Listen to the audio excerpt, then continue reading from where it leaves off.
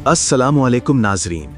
मशरक़े वुस्ता इस वक्त एक ऐसे दहाने पर खड़ा है जहां से वापसी का रास्ता सिर्फ तबाही की तरफ जाता है। गुज़िश्ता 12 घंटों में होने वाली तब्दीलियां महज खबरें नहीं बल्कि एक अजीम जंग का पेश खैमा साबित हो सकती हैं।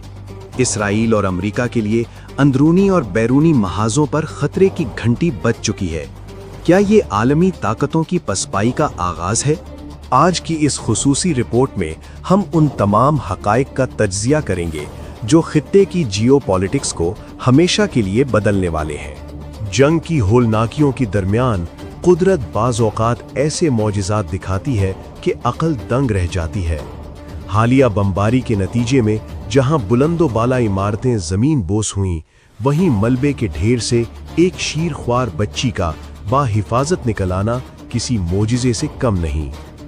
गर्द से अटा चेहरा और मासूम आंखें इस बात की गवाही दे रही हैं कि जिंदगी और मौत का इख्तियार सिर्फ खालिक़े कायनात के पास है।